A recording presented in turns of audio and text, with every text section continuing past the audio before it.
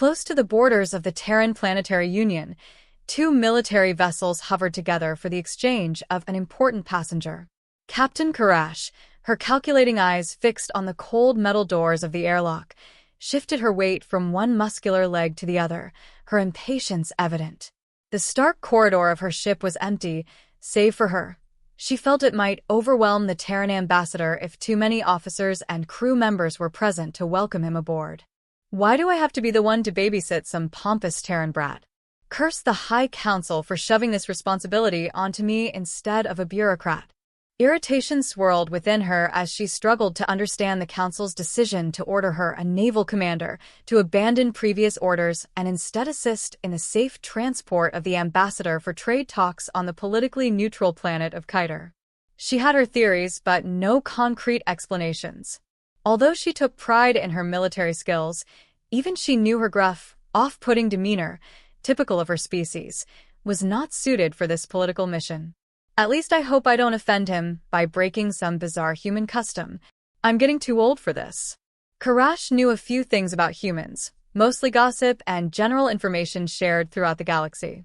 They were mammalian and bipedal, much like her own species, but shorter on average compared to other races. Their capital planet was called Terra. That was about it, a mere drop in the bucket compared to the vast biological data on other species inhabiting the galaxy. In fact, not even a hologram of their appearance existed. This lack of information stemmed from their cautious and reclusive nature. They refused to engage in trade or tourism agreements with the rest of the galaxy. The captain could imagine the genuine surprise of the council leaders when they received an official meeting request from the Terrans, hoping to sign trade agreements, perhaps even tourism, should all go smoothly. They must think they're too good to mingle with the rest of the galaxy. Pompous bastards. Just a single ambassador, alone, and without bodyguards. Was it a gesture of trust or simply naive confidence in their own physical strength? Hiss. Karash's musings were interrupted by the loud hissing of the airlock doors. She straightened her posture, fussing with her black and red uniform. Well, let's see what monstrosity. The sharply clean metal doors slowly opened, revealing the visage of the human on the other side. He stared back at an increasingly stunned Karash with two curious hazel eyes, which took in her appearance as she did his. She quickly noted how she towered over the Terran, not that it was unusual for her species, known to be one of the tallest in the galaxy, averaging over 6 feet 4 inches in height. The human was cloaked in a long, rich black cape that concealed an expensive-looking ruffled shirt and trousers that ended above his brown boots, the very visage of nobility, if Karash ever saw one. Does Terra even have a nobility? Should she bow? He took deliberate, slow steps toward her while she remained planted in place, absorbing his details more thoroughly. His skin lacked the covering of heavy fur, except for a long, lustrous mane of blonde hair cascading down to his waist. Karash was captivated by the many strange yet alluring features on his face, so much so that she barely noticed when he stopped a short distance in front of her and extended a hand in the customary human greeting, still looking at her with curiosity. Clearing his throat to gain her attention, he said, "It is a pleasure to finally make your acquaintance, Captain." What? Oh, yes, the ambassador.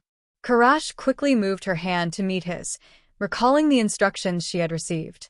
Karash, welcome aboard. I hope the accommodations are to your liking, Ambassador.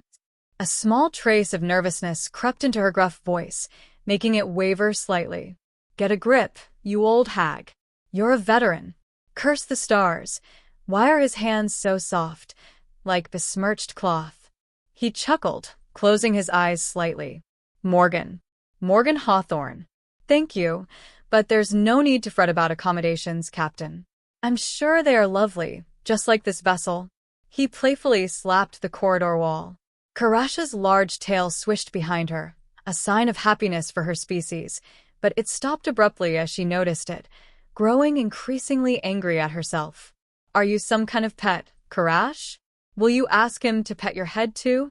Get a hold of yourself, Captain, and stop bringing shame to your clan. Ates us. I see. That's good to hear. Now that we are acquainted, I had planned to show you the important areas of the vessel, one by one, to help you acclimate to the layout. Is that acceptable, Ambassador Hawthorne? It sure is, Captain. I would love to stretch my legs a little bit. Morgan replied warmly. Let's get to it, then. As soon as Karash finished her sentence and prepared to march on, Morgan chuckled lightly, catching her attention once more. Does the captain wish to hold my hand during the tour? Morgan inquired, his voice tinged with playfulness as he locked eyes with her. What? What are you talking about? She asked, puzzled by his question. Well, I thought that was your intention, Captain, because you seem to still be holding it. He pointed at her hand, still clasping his. He then smirked, wiggling his eyebrows playfully. Shit, was all she could manage as her hand jerked back as if his hand had been on fire. I am sorry, Ambassador Hawthorne. I forgot entirely. She could feel her eyes shifting to a more vibrant blue, signaling her growing flusteredness. May my tail wither and fall. What have I done? I've embarrassed myself before the ambassador. Shit. Why do I have to deal with niceties and politics? Curse this damned, good-looking human. It must be some cunning tactic by the Terrans to send this specimen. Indeed. Before Karash could drown herself in her thoughts, Morgan chuckled lightly, assessing the captain's emotional state. There's no need to feel dejected, Captain Karash. No harm done. Why don't we proceed with the tour? I'd love to meet the rest of the officers and crew. To be honest, I hope the first stop is the cafeteria, he added, patting his stomach for emphasis. Because I'm hungry as hell. Well, Karash's tough exterior began to crack as she observed Morgan standing there sheepishly. I've got to feed this fragile, cute human.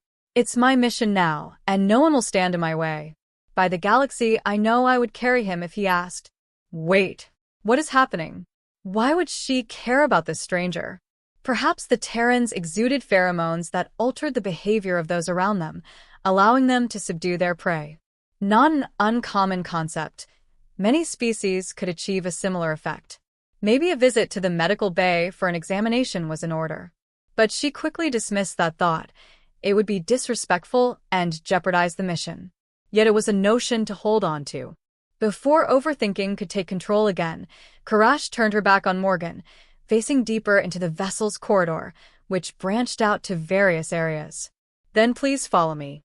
We will start with the cafeteria, as you wish. It is not too far away. Stay close. It's easy to get lost in these corridors if you don't pay attention. Even while focusing on navigating the corridors, she could hear the ambassador's hurried footsteps beside her. What a cute species I found myself dealing with. Perhaps they're not so bad after all. Captain Karash and Ambassador Morgan's echoing footsteps were the only sounds reverberating through the expansive corridors of the spaceship. Karash found herself needing to slow her naturally brisk pace so that Morgan, with his far shorter legs, could keep up. In any other circumstance, with any other individual, this would have annoyed the captain to the point where she would huff and stomp away, leaving the ambassador to navigate the metal maze alone. Yet here she was, feeling an inexplicable compulsion to remain close to this stranger's side. When did I become such a kind captain? Am I really so shallow that a mere pretty face is enough to change my ways and make me all soft? I should have some dignity left. Thank you for slowing down a bit, Captain, Morgan said, his eyes happily studying the intricate design of the corridor. As if betraying her resolve, Karash instinctively raised her hand, wanting to pat his head, her fingers longing to feel the texture of his golden hair. Panic seized her before she could make contact, and she veered off course to scratch her neck instead.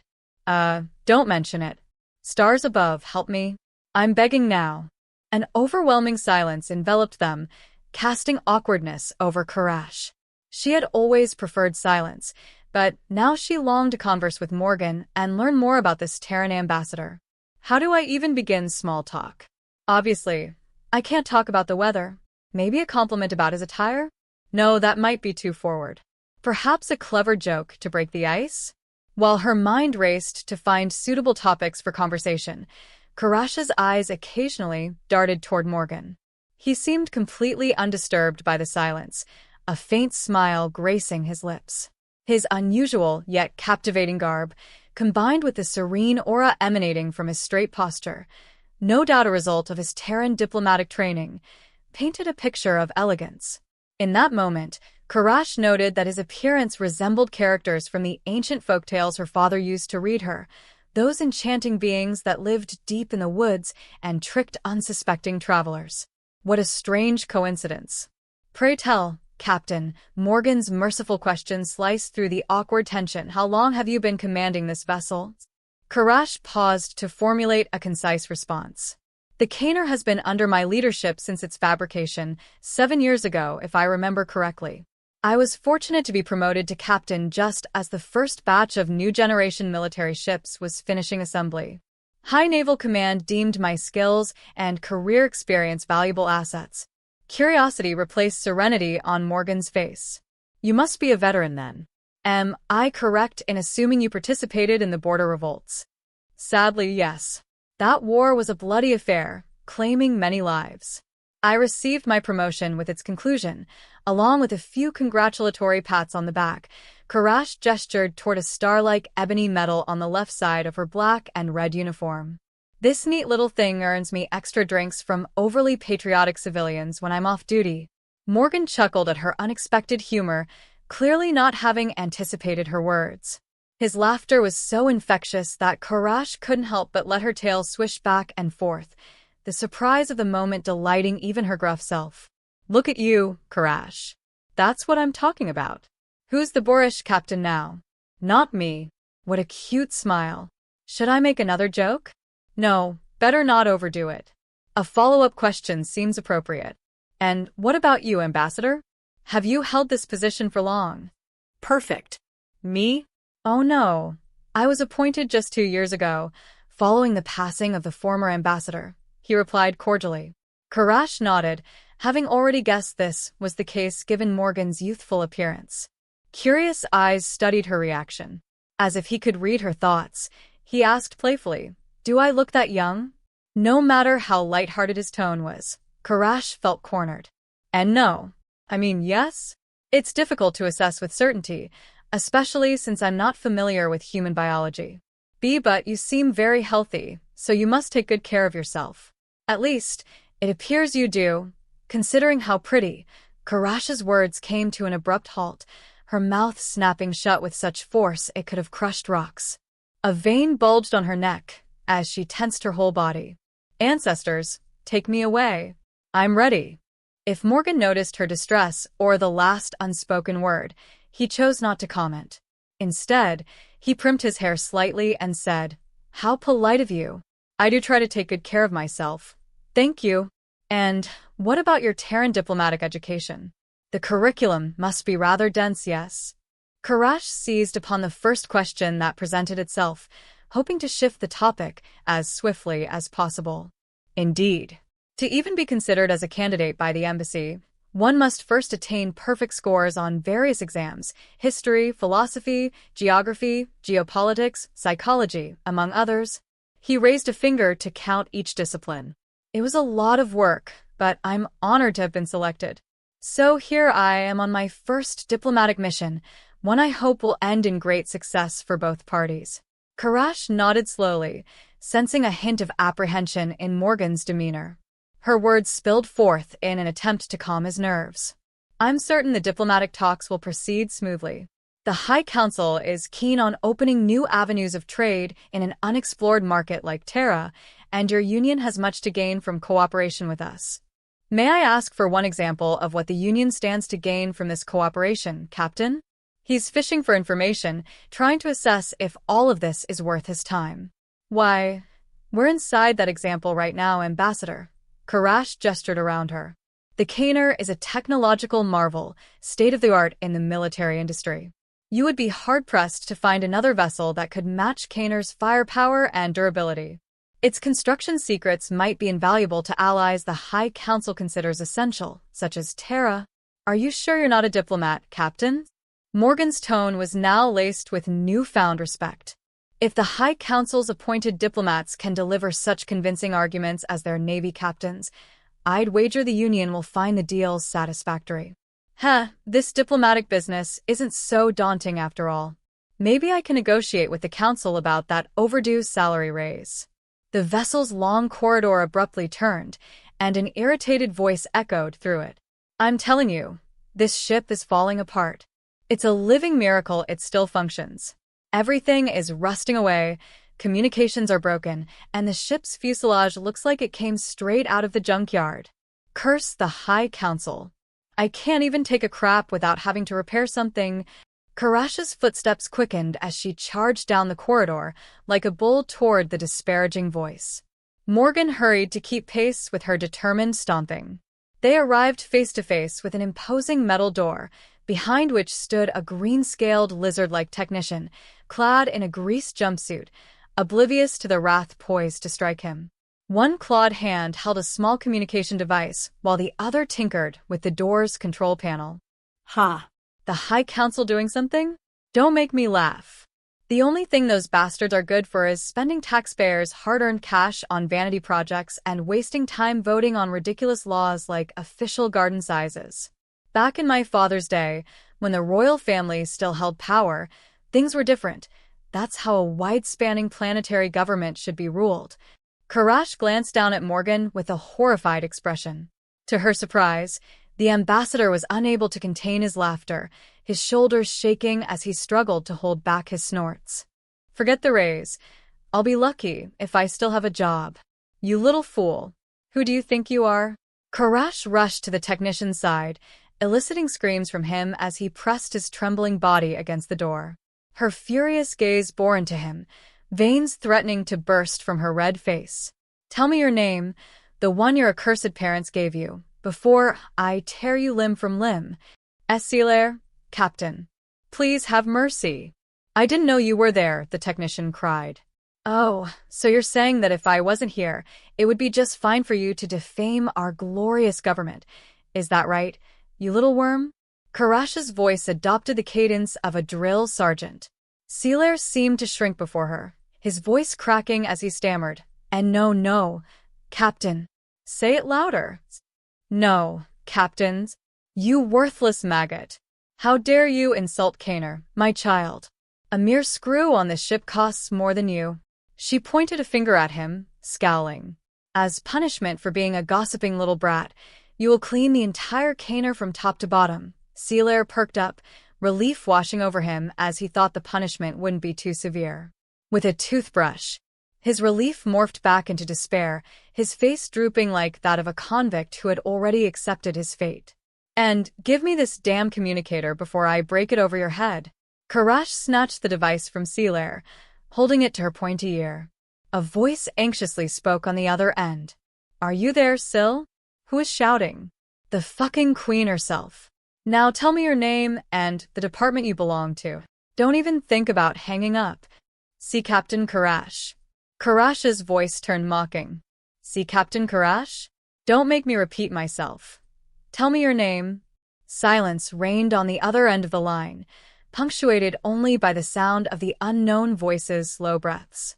Moments passed, yet no answer came. Is this idiot for real? I can still hear her breathing. If you don't answer right this second, I will toss Esilaire into the garbage compactor. Karash's voice dripped with menace. Hajir, Captain, from the Communications and Systems Operations Department.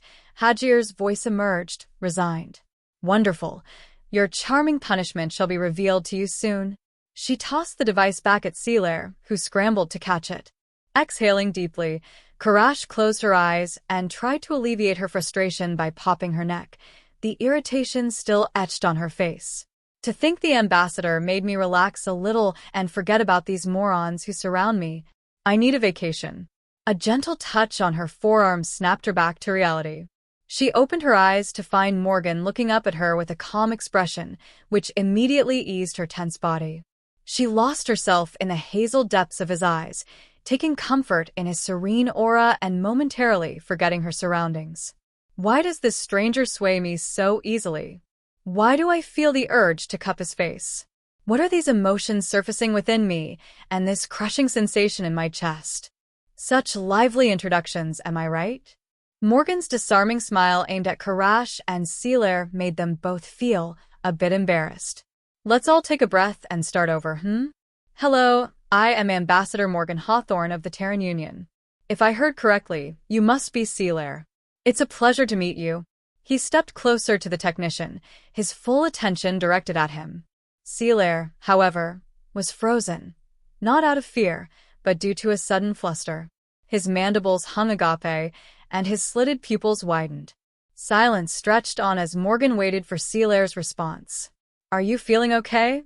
Morgan asked, somewhat concerned. Forgive me for my dishonorable words, Your Majesty. Sealair suddenly shouted, kneeling before Morgan with his head lowered in a gesture of deference. Now it was Morgan's turn to be surprised. He looked at Karash for an explanation, who in turn appeared exasperated. Well, at least I'm not the only one with a stupid crush now. For ancestors' sake, we have not even reached the cafeteria yet. Alone in her office, Karash's fingers danced nervously over the terminal on her desk. The faint bluish light from the screen illuminated her hard features, and her dark eyes skimmed through the results of her latest inquiries. Her office was a work of art, intricately carved from the deepest ebony cassure which she could find, a testament to her skill and one of the few hobbies she truly enjoyed, even if time was always in short supply.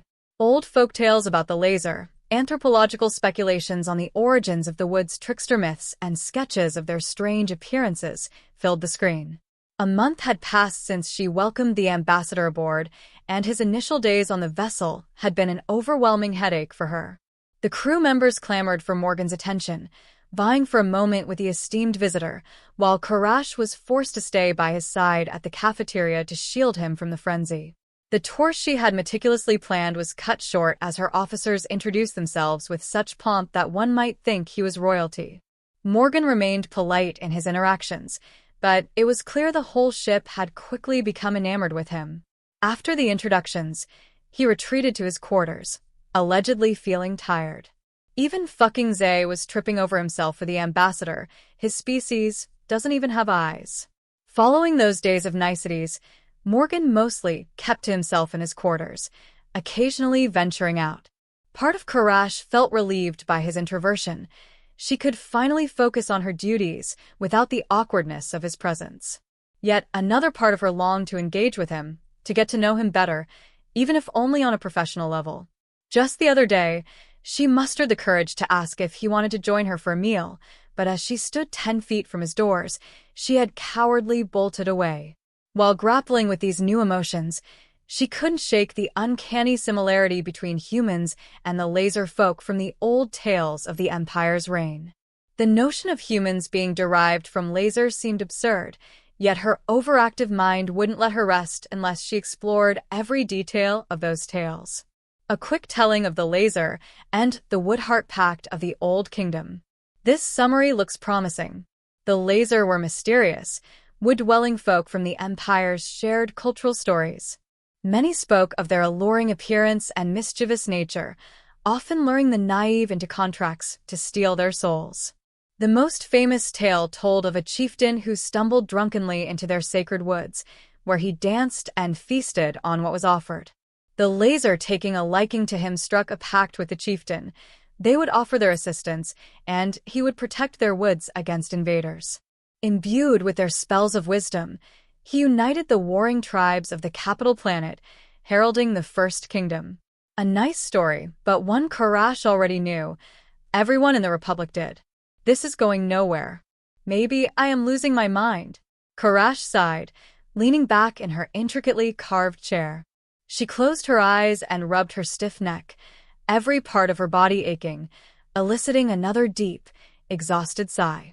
I'm too damn old. Everything hurts, even breathing. I really need a vacation. Permanently, if possible. Maybe I should retire on Terra. Sure to be pleasing to the eyes.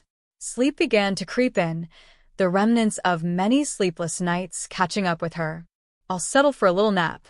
Reclining deeper into her cushioned chair, the silence lulling her toward much-deserved rest.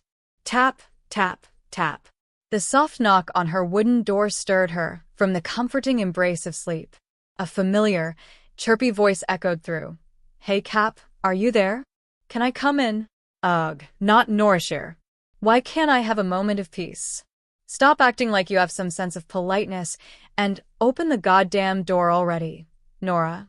Karash replied, irritation rising as a headache began to form.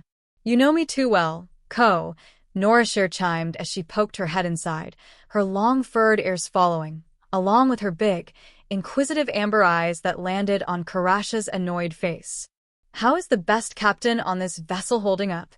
Karash rolled her eyes as Norashir stepped into the room, locking the door behind her and plopping down in the chair opposite Karash's. There is only one captain per ship, Nora. But I was doing very well before you barged in with this asinine question. That's why you're the best one, duh. Norashir quipped, throwing her hands up in mock exasperation.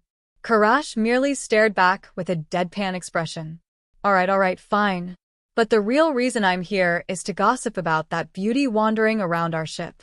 Blessed be the stars. I'd totally open the borders for him, if you catch my meaning. She winked at Karash. The comical disgust on Karash's face almost sent Norashir tumbling backward in laughter.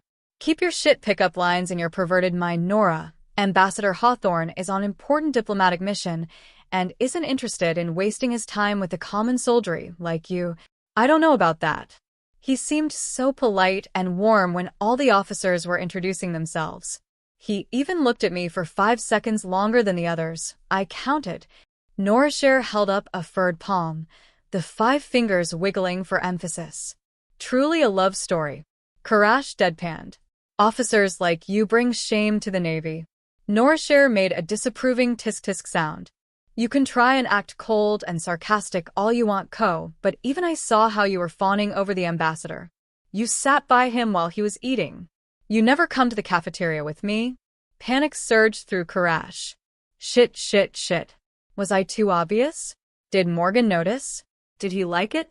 I was trying to ward him off from all of you. Karash hastily defended, her veins bulging with anger. A bunch of degenerates eyeing him like a piece of meat. Have you all never seen a pretty face in your miserable lives? Norashir pointed an accusatory finger at Karash. Haha, you think he's pretty. Fucking stars. Damned be you, Nora. Damned be your luscious hair, Morgan. Karash let out a calming breath, reining in her emotions. Are you here for something important other than testing my patience, Nora? Will you leave me alone, or will I need to kick you out of my office, you brat? Yes, my daily quota of irritating you has been achieved, as is required of every young sister, and that means I consider you my older sister. Norashir nodded, her ears flopping. Karash huffed as she darted her eyes away. I guess you are, not that I have much say in it. Nope. We became sisters forever when you saved me that day. Remember how I clung to you like a scared pup? Karash's complexion softened with the memory. Captain Jir had to pry you off me, so the medics could take care of you. Didn't you try to bite him? I was a child. It's not my fault. Norashir squeaked, exasperated, and the two chuckled, basking in the familiar comfort the other provided. After lingering moments of silence, Norashir straightened her posture. We need to talk. About ending this failure of a government. The High Council, Karash. Karash's expression grew somber. I remember saying I would take no part in this sordid plan, did I not, Norashir? Why bring this up now? Every other armed branch has given their support. The Fleet Armada and its captains are unanimously in favor. By the stars. Even the population wants this. Norashir's eyes bore into Karash's for something. Hope, perhaps. Then go and do it. I have no love for the council, but I will take no part in this coup, Karash spoke firmly, meeting Norashir's gaze directly. But that's the problem, Ko. They're waiting for you. They will die of old age before they move without the famous war hero leading them.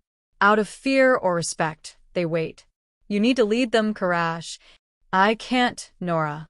I'm tired. Can't you see? The last thing I need is to rule an expanding nation, to bear that kind of burden on my shoulders.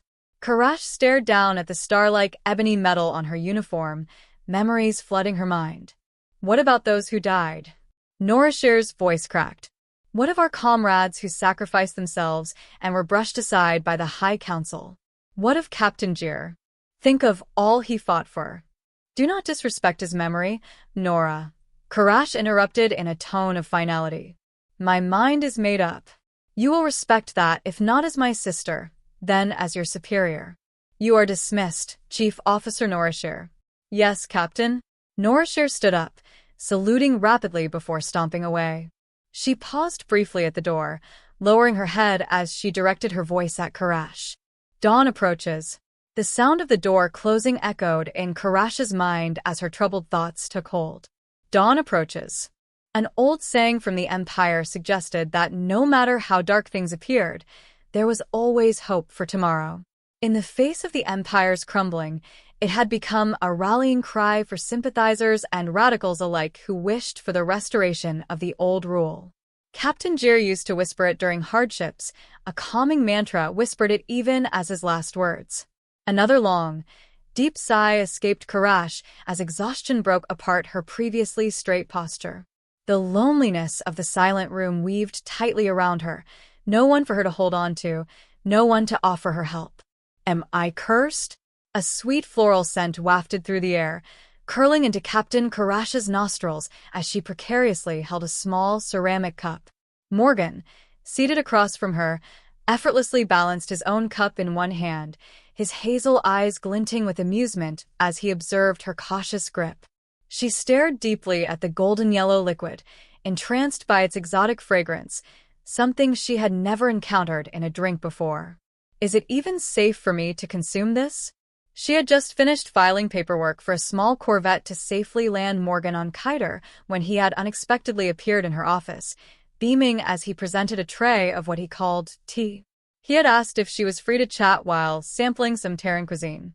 Never before in her life had she said yes so quickly. She couldn't bear to deny him, especially with that excited look on his face.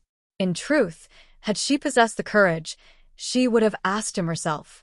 Fear not, Captain, he assured her, a playful smile dancing on his lips. I promise it's 100% safe for your species. I'd be quite the terrible ambassador if I gave my captain food poisoning. Oh. I didn't mean to accuse you of trying to poison me, Ambassador Hawthorne. Karash nearly spilled the drink as her anxious gaze met Morgan's. I'm sure it tastes as good as it smells. Its appearance is quite lovely too, such a vibrant yellow, and the cup is lovely. Morgan offered, raising an eyebrow. Karash pointed a finger at him. Yes. Go on, Captain, drink it. I want to know your opinion. All right then. She brought the teacup slowly to her lips. The floral aroma gave way to a refreshing sweetness, washing away her body's soreness. The exquisite flavor captivated her, leaving her longing for more as the cup quickly emptied. Oh my! You drank it in a single gulp. Morgan chuckled at her stunned expression. Did you enjoy the taste, Captain? I've never tasted anything like it, she set the empty cup down. What do Terrans call it again? Tea. This one specifically is jasmine tea, made from the blossoms of the jasmine flower. There are many other flavors, and it can also be enjoyed cold, if you prefer. He took a sip from his own cup, his mischievous gaze fixed on her. Want more, Captain? Yes, if it isn't rude to ask. She shyly held out her cup, inviting him to refill it. Ha! Of course not. Just try not to burn your tongue. He filled her cup with steaming tea from the teapot beside him. I wanted to share some of Terran culture, but also take the opportunity to chat a little. I've never had the chance to ask where you hail from, Captain. Karash sipped slowly, savoring the taste. Haruim, one of many planets in the Republic's central sphere. There's not much to say about it, though. I see. Morgan nodded, taking in the office's interior for the first time. Wow, you have a beautiful office, Captain.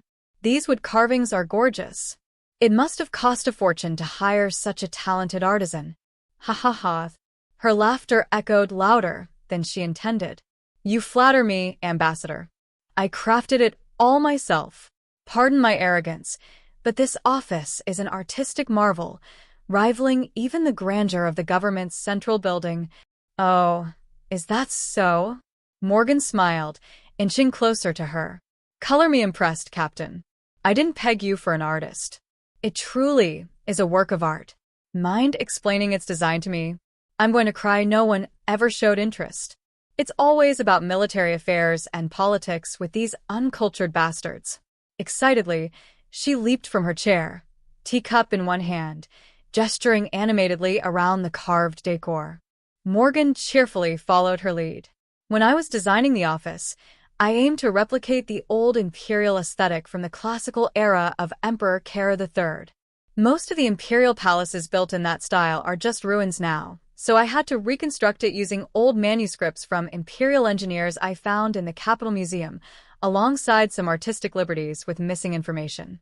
As you can see, not only are the carvings handcrafted using era-specific tools, but the wood is the finest cassure I could find.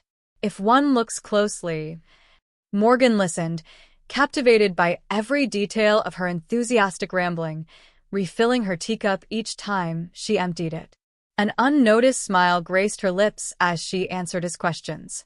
Seconds turned into minutes, which stretched into hours as she concluded her explanation. Wait, what time is it? Shit, the ambassador must be bored to death. She awkwardly coughed into her hand as she returned to her seat. And that's it. All in all, it's just a hobby I delve into when I have the time. Sorry for rambling on, Ambassador. It's just that no one really cares. Sorry for what? I loved it. Truly. Morgan settled into his chair beside Karash's desk. I'm saddened to know we won't have more time to talk. I genuinely relished our small conversations. Relished? Did I hear that right? He enjoyed talking to me? Was it not merely part of his ambassadorial duties? Karash kept her gaze fixed on her empty cup, struggling to find the words to express what she felt. Yet, a stronger force within her psyche barred the truth from emerging. Yes, unfortunately, she replied in a monotone voice. ZM. A green light flashed on her desk terminal, accompanied by a low resonating sound. Bold letters appeared in the center of the screen. High Council Direct Message. A direct message? From the High Council itself? Have they already? No, that's impossible. Sounds of shuffling feet and a tea set being held drew her attention back to Morgan, who was on his feet, smiling amicably. That seems important. I'll leave you to it. I also need to prepare for my departure to Kiter. Our paths diverge here. He glanced back at her one last time. Farewell, Captain Karash. As the door closed behind him, silence enveloped Karash, pressing down on her like a heavy weight. Her lips moved to form unspoken words, punctuated by a weary sigh. There he goes, I guess. Maybe if I weren't such a coward. No, it's foolish to think this way. It wasn't meant to be, anyway. That would only get in the way of my work. Yes, work. That's what I'm good for. Focus, Karash. With a heavy clawed finger, she pressed the receive message button, seeking distraction, anything to smother her thoughts of that human. The terminal screen expanded, projecting the holographic visage of High Counselor Zaire, a slender Croquois resembling a bipedal lizard, clad in flowing green robes that draped over his heavy scales. Beneath his hologram were the words, recorded message. Greetings from the High Council to the esteemed Captain Karash. Word of your arrival in Kiter has reached us. We High Counselors appreciate your undying loyalty to our glorious republic throughout these many years. Where's my raise then? And as proof of our appreciation, a feast at the Kiter Capital Palace will be thrown in your honor, Captain. Many dignitaries and ambassadors will attend this event, led personally by me, one of the 5 High Counselors. A great honor indeed. Your presence is, of course, required.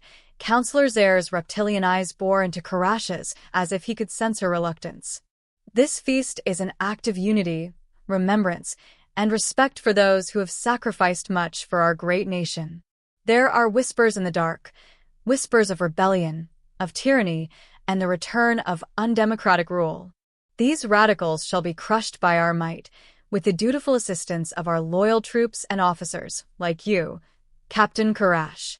For those officers who choose to tear apart our nation, they will wish they had never been born. Until then, Captain, may the stars illuminate your path. The hologram flickered away, leaving the room enveloped in silence, once more, an oppressive stillness. A veiled threat, a hidden show of force. I have half a mind to assassinate this up-jumped politician for thinking he can order me around, but that would throw me to the rebel side. I want nothing to do with this. Can't they leave me alone? No, they can't because my allegiances are unknown. Fear drives the high counselors to act, trying to gauge my loyalty or intimidate me into compliance. This feast eludes me. Are they planning to assassinate me? No, Kiter is neutral ground. They wouldn't risk a galaxy-wide war. Perhaps they wish to appease me by showering me with praise, worthless. But I can't just refuse to attend. That would paint me as a rebel again. I need to be patient, act like a loyal little soldier. Let them tear each other apart. I don't care. Nora Cher is an adult and has chosen her path. All I can do is hope for her safety. Karash strolled around her silent office, hands clasped behind her back, her mind already planning her next step. A feast in my honor requires appropriate attire. My uniform won't suffice, but neither will luxurious civilian clothing. No, I need something militaristic, an ensemble that exudes authority and grandeur. She paused at a glass display, gently caressing the surface. On the other side lay a ceremonial armor piece adorned in gold and silver details, an item she had crafted herself but never had the occasion to wear, a mere decorative display for her office. A bit too grandiose, but it will have to do. After inputting the password on the security panel of the glass door, she retrieved the golden breastplate, inspecting the craftsmanship with a critical eye. Now that I look closely, I could have done better work on this piece. Alas, the perfectionist is never pleased. Setting the breastplate aside, she began to remove the rest of the armor, starting with the fur cape made from a native predator of her home planet. But her focus was interrupted by a single thought, a thought of a stranger she was trying to bury before it could cause her pain. He's going to be there.